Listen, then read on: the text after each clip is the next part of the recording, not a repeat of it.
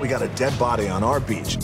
That's not our job. My gut says there's some bad shit going on over there, and my balls say we need to check it out. My balls say, you should just take it easy right here. What do your balls sound like 3-year-old girls? I don't know, man. That's just how they talk. But they're wise.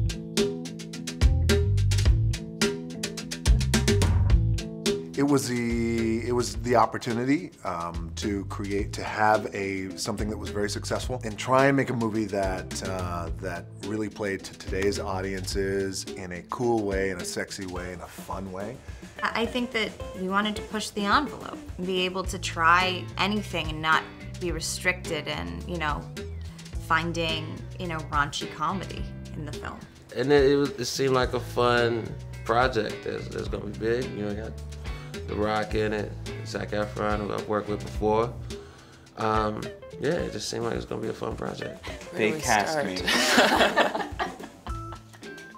You're welcome. Good answer, right? I was like, oh, I don't know if I really want to do that. No, I mean, you get an appointment for the movie version of a show that was at one point the most popular television show on TV. And they're making it a comedy. Yeah, and you're like, yes, please. And you see that Dwayne and Zac are attached, and it's kind of a no-brainer to want to be part of that crew, right? Yeah. And then you read the script, and you're like, right now I have to have this. It's R-rated, raunchy comedy. So to be able to, turn what was into a dramatic TV show into that is really cool. The fact that I was playing the villain, I loved that my character was such a departure from what the world of Baywatch is, and the further away she went as a character, the funnier it was.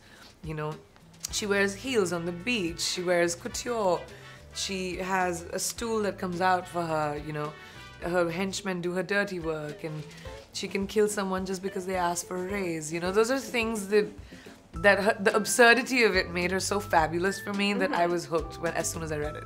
I read the script and I just found myself loving it a lot more than I expected to. I read it with an open mind because both Lynn, the producer, is somebody I trust completely, and I otherwise might not have ever opened it.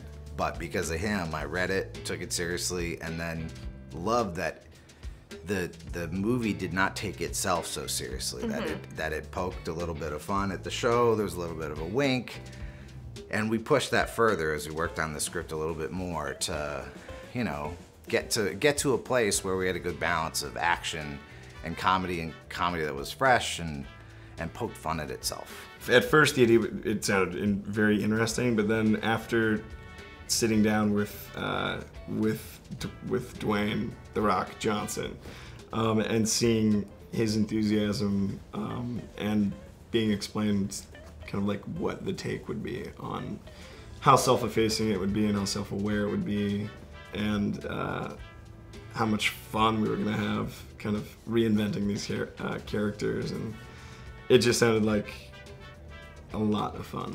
I've been part of successful franchises in the past. I've been very fortunate, right, in G.I. Joe and certainly Fast and Furious. So I know the dynamic and the model, and I felt like if we can take some of that model from, for example, like a Fast and Furious and connect it to a Baywatch and utilize it in Baywatch, beach, sexy, diverse cast.